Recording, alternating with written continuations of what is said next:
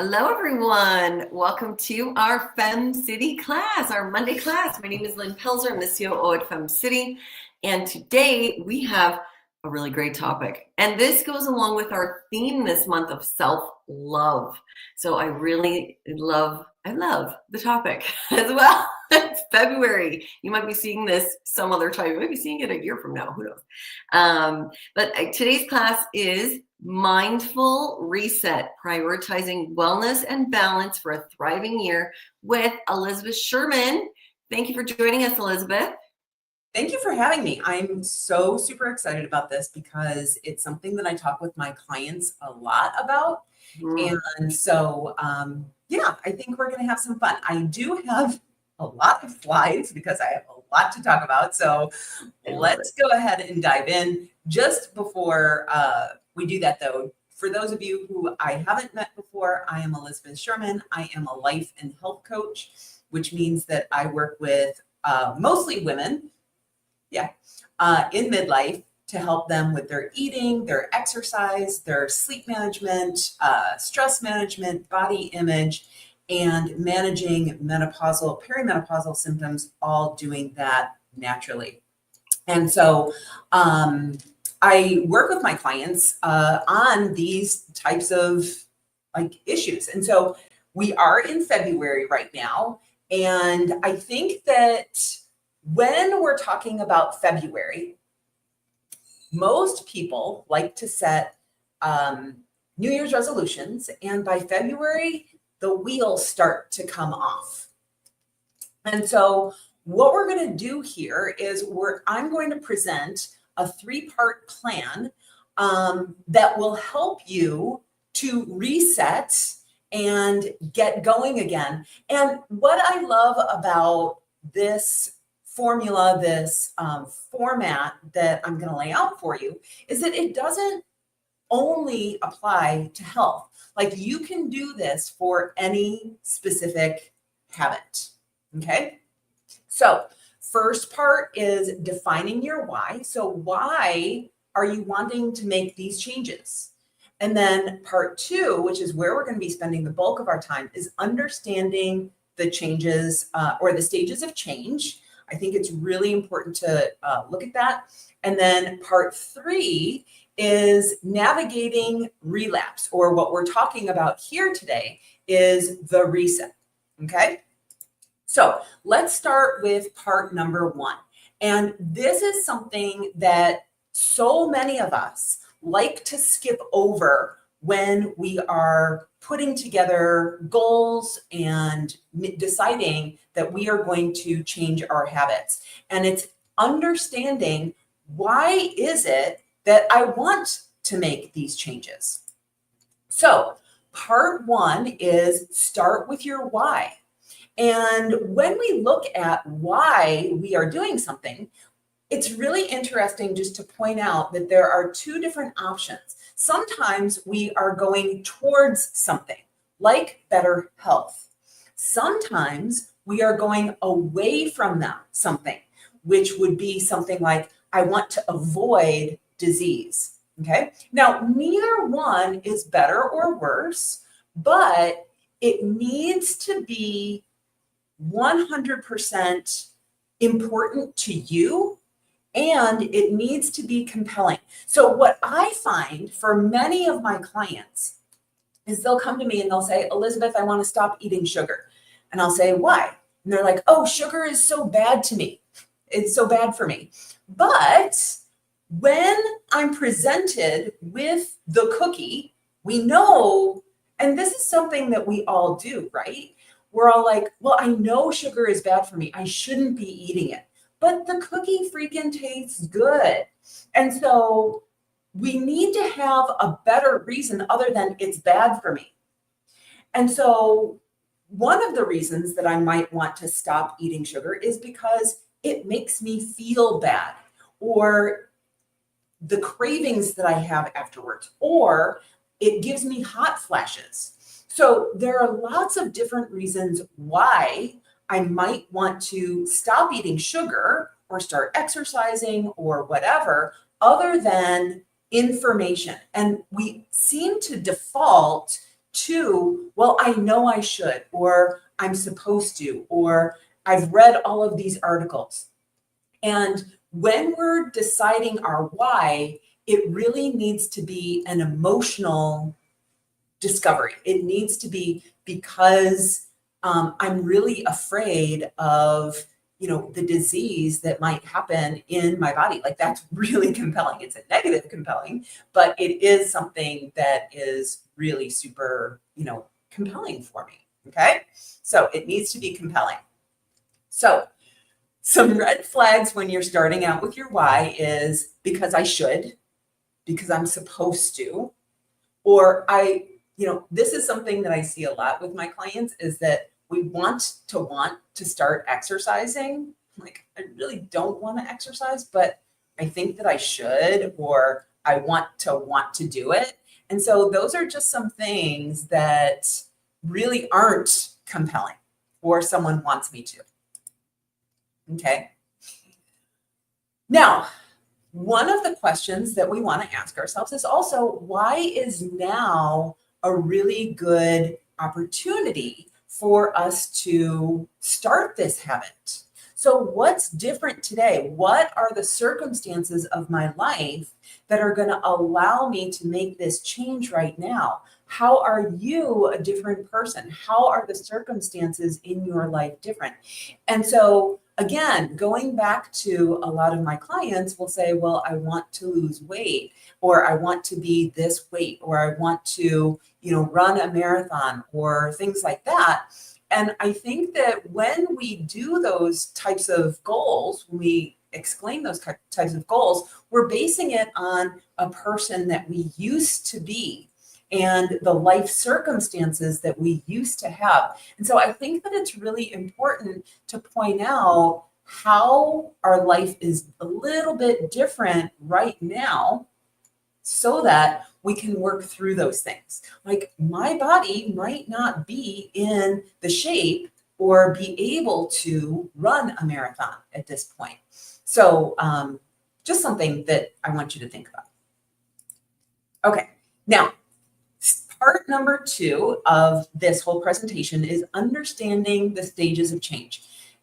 You may have seen this before, and I just want to present it because I think that it's really important when we're talking about change. And so the stages of change model are 5 different stages. I'm going to go through each one of them. So stage number 1 is called pre-contemplation. When we're in pre-contemplation, changing is not on our radar. So at this point, I just brought up changing or stopping eating sugar or reducing your sugar. That might not even be something that you are interested in. So that means that when we're talking about changing your relationship with sugar, you are in the pre-contemplation stage of that, okay? There may have been a time when you tried to do that, or you did change your relationship with sugar. So then you would have been in a different stage of change. So you might be in stage number 2. Stage number 2 is what's called contemplation. So we had pre-contemplation, and then we're in contemplation. Contemplation is when we start thinking about the change. We start like humming and hawing on it. We might think, this might be something that I could, or that could benefit me, all right? Maybe you start to notice that, I had 3 cookies yesterday. I could probably reduce that a little bit. Okay, so when we are in contemplation, we are considering it. So we're thinking about the pros and cons, like, is it worth it? What's the pain going to be if I have to get rid of some sugar out of my diet? Is my house set up for it? What am I going to have to do to figure it all out? Okay. And then step number 3 is called preparation. Now, preparation is where a lot of us spend a lot of time. So I lived in Texas for 18 years, and Texans use the phrase fixin' to. So when you are in preparation, you are doing planning. you are doing research, you are getting all of your ducks in a row. And one thing that I really want to point out here is that when we are in preparation, it feels like we're doing something. If you're trying to change your diet, this is the phase where you are going through all of the cookbooks and you're finding out which recipes you want to eat. You're maybe writing out lists of things to do. Preparation feels like you are doing something, but you're really not. You're just in the planning phase. And so moving from preparation into action is actually one of the hardest things that we can do. But when we are in action, that's when we are doing the thing. We are taking action. We are cooking the food. Not only are we cooking the food, we are eating what we're cooking. We're sticking to the plan. We're doing the things. Yeah, so Lynn just said, very true. Preparation can feel like getting ready to get ready, right? And it takes up a lot of our time. But again, action is where we are actually doing the thing. And action is where you are actually going to receive your results from. Okay. So yeah, action is where you're going to get your results. Most people get stuck in preparation, not making it into action. Now, stage number 5 is maintenance. So this is when we've been doing the action. We feel like we're in habit. We're doing it. We're getting the hang of it. This is where the holy grail again of habits. It's what we all strive for. I'm doing the thing. Like there's a lot of discomfort when we move from preparation into action. And once we've managed that, I'm not going to say that there's no discomfort in maintenance, but it's a lot less. Okay. So we do it long enough that it becomes our new normal, right? Now, there's a 6th stage. I lied. Sorry. There's a 6th stage. The 6th stage is called relapse. Okay. And now I think that it's really important to point out that in the stages of change, that they have included relapse as part of the stages of change. So it's expected and it's part of the process. It's totally, totally normal. So you've probably seen this graphic before on social media. We think that when we start a new habit, whether it's running or walking or eating better or getting better sleep or whatever it is, we think that from where we start to where our goal is going to be a straight line, right? But everyone here is in business. Like we think, like this is directly relatable to business, right? Like we think that, oh, I'm just gonna open up my business. I'm gonna post on social media once and everyone's gonna come flocking towards me. No, like it is a lot of hard work. There are going to be times when you do that and people come out of the woodwork, but then there are going to be lows too. And the same thing is true when we're talking about our health. There are going to be times when, doing the thing is going to be easy, but there are also going to be lots of times when doing the thing, you don't want to do it, that it feels like you're just frustrated and yelling out into the void, and all of your hard work isn't adding up to what you expect. Okay. So relapse is part of the process, and I like to look at it as a learning opportunity. Oftentimes, when we relapse, It's because we feel overwhelmed, because we don't have an actual plan. One of the biggest reasons is we expect one thing and something else occurs, okay? Or we don't feel motivated. And so it's really super important to feel resilient and have adapting strategies. And when we're talking about low motivation or overwhelm, those are two situations when we're going to go back to your why. Because if you know that the reason that you're doing the things that you're doing, it doesn't necessarily matter what the outcome goal is, but you're doing these things because you want to be healthier. And you know that the things that you're doing are going to lead to that. Okay? So some of the biggest reasons for relapse are, again, overwhelm, trying to do too much at once, or even having overwhelm in the rest of your life. Like, imagine coming home from work feeling completely overwhelmed with what's going on in the news, what's happening at work, everyone needing something from you.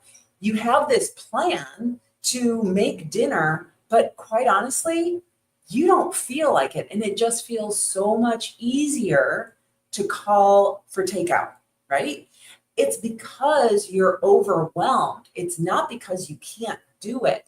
And so that's when a lot of my clients feel frustrated with themselves. They're like, I know what to do. Why am I not doing it? And so what can be really helpful is having a plan for when things get hectic. I like to use the idea of so when I decide that I'm going to call for takeout instead of make the meal ahead of time, then I like to ask the question, what could I have done in the past, yesterday, the day before, whenever, in order to make this decision like a no-brainer? And that's when we start to come up with solutions to our problems. So when we can start to look at what are the things that I could have done to set myself up for success, then what we can look at is what I like to call the evaluation process. So when we evaluate, why didn't things go smoothly? Believing that the plan isn't working. How many times have we stood on a scale and looked down? It wasn't what we expected. And we're like, well, this isn't working, right? And so that kind of goes down to the last bullet point of expectations versus reality.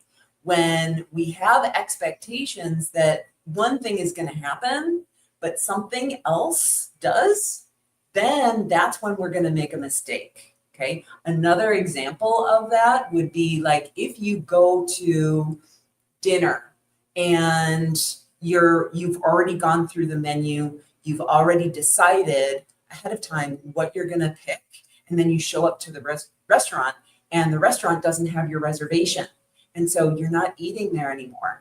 Like, then that can throw people for a loop. They're like, well, then I guess I can't eat the salmon with, steamed vegetables. I guess I'm going to have whatever it is that we eat at our other restaurant that we go to. And so when expectations don't meet what actually happens, we need to be able to figure out, how do I punt through that? And so those are some of the skills that I work with my clients with in developing those skills. And they're skills that you can develop as well. So you will always make mistakes. I shouldn't say always make mistakes. You will make mistakes because this process of becoming healthier, of incorporating wellness into your life, is like, if you already knew how to do it, you would already be doing it. And so you are going to make some mistakes. Things will not go as planned. And the only way that you fail is by stopping. Now, one of my taglines for my business is you can half-ass it. You can get pretty far by half-assing your health. You do not have to be perfect. And you don't have to do it all at once either. We think that we need to be perfect. We think that if I'm going to follow this diet, that I have to follow the diet to the letter. I was just talking to a client about this the other day. We're taking a diet that she really likes, and we're figuring out, how do I take 80% of it and then use the other 20% to do her version of it. Is it perfect? No, but it's going to get her a heck of a lot closer to her goal than if she has to do it perfectly, and she can't because she's going out to dinner and that restaurant doesn't have the foods that are on the diet, right? So when we're talking about relapse, getting back into action is the most important part. Like, relapse could be one meal, or it could be 3 months. When we don't follow the plan, so I like to ask the question to my clients all the time. Like, I'm going out, I'm not planning on having ice cream, but my husband and I are walking down the street, we see ice cream, we eat it. What's the difference between the version of me who is successful in her goals and eats ice cream versus the person that I am when I'm trying to change my habits and I eat ice cream and I see it as a failure? Many of us are going to take that ice cream and be like, oh, like I really screwed up. And then we allow that to become, a week or 2 weeks or a month or 3 months where we don't go back and get back on plan. But the version of you who's got it all wrapped up, she eats the ice cream. It's the same circumstance. It's the same thing. But she eats the ice cream and she's like, wow, that was delicious. And she moves on with life. And so when we're talking about relapse does not have to be a long, drawn out process. Just like with preparation into action, the faster you go from relapse into action, the faster you will get to your goal. So, getting back to action, go back to your why. And then again, like I mentioned before, reframe your relapse. So asking yourself, like, why did I eat the ice cream? And what was I trying to get out of it? Was I in the overwhelm stage? Was I just trying to connect with my partner? Like, what are the reasons that we went off plan? And then what can I learn from that opportunity? All right, I'm done. What questions do y'all have? I'm popping back in here, Elizabeth, to see if we have any questions. If anyone does have a question or a comment, please leave it for Elizabeth. And while we're waiting for a few of those, I'm going to shoot a couple at you, Elizabeth. Thank you for that.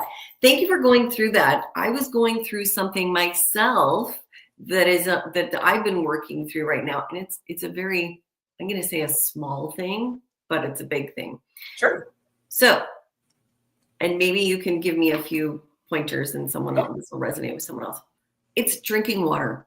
So most of my adult life, I have been conscious of drinking water, and I'm, really great at it. I relapse, this whole thing.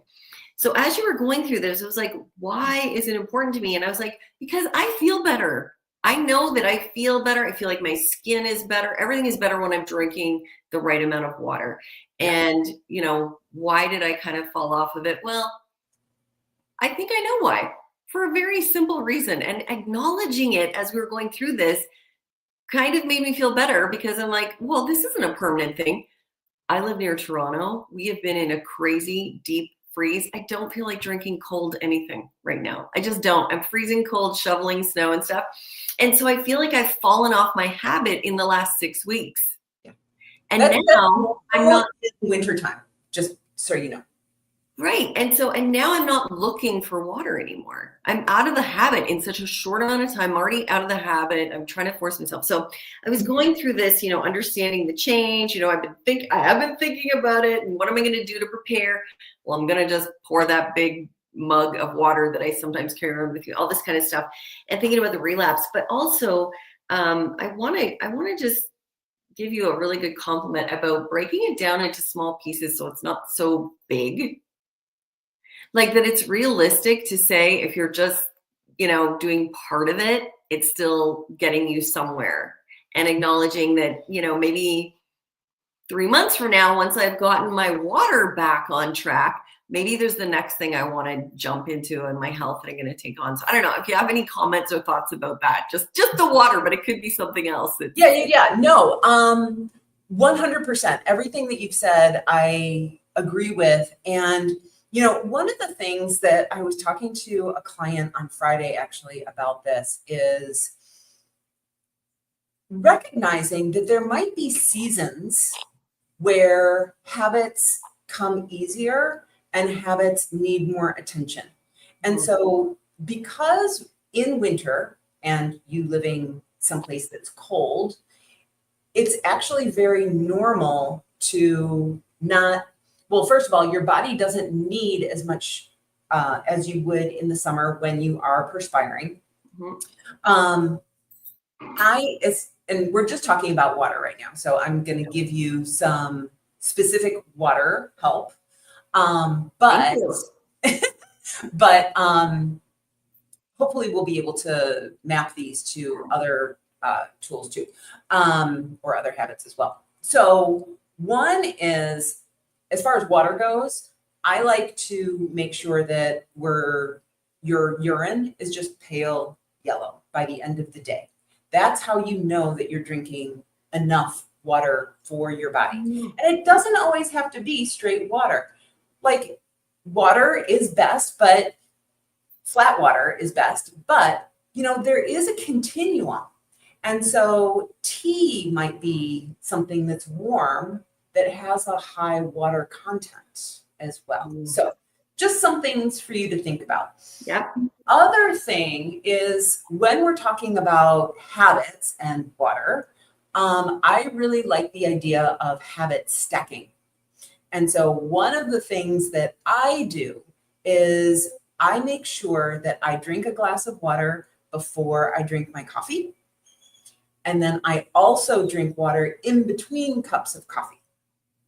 And so is it going to get me through the entire day? No, but it at least starts me off in the right track. Okay.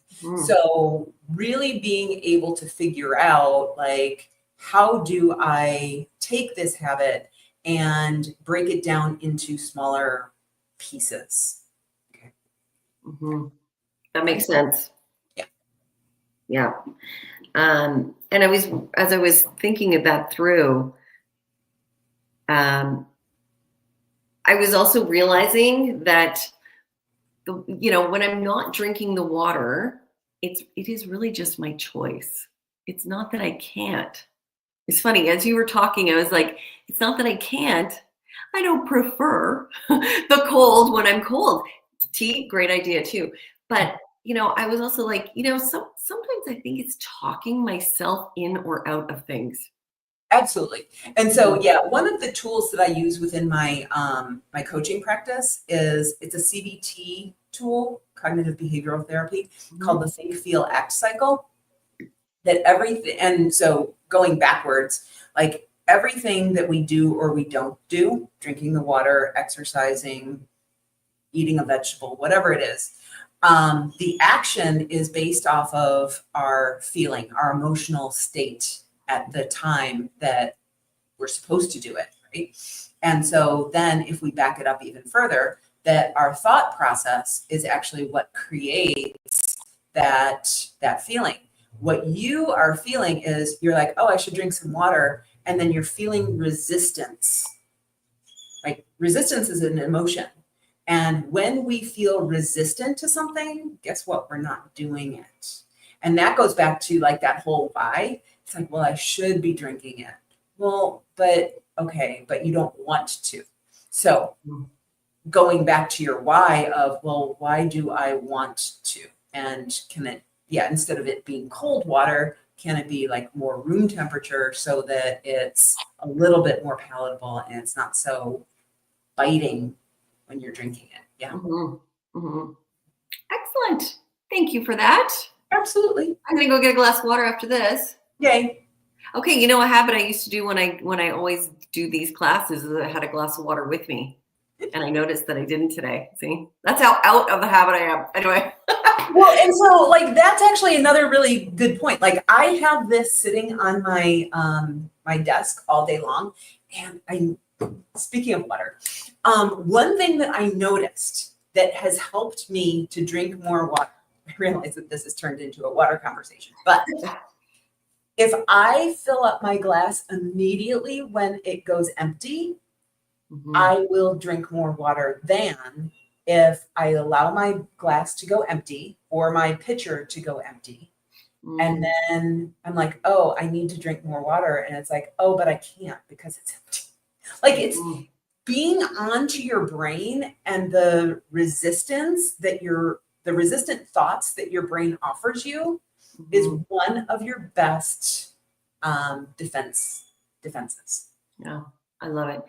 And the same, if it's not water, is I notice if I pre-chop vegetables for my salad, I'm going to make the salad at lunch. If I already chopped them when I had time, earlier in the morning when I had time, instead of thinking, ooh, I've got another meeting, am I going to prepare a salad now? But if I've got 3 or 4 of the items ready to roll, I do it. Same with if you have the water. So anyway, it can translate. Anyway, that's Elizabeth.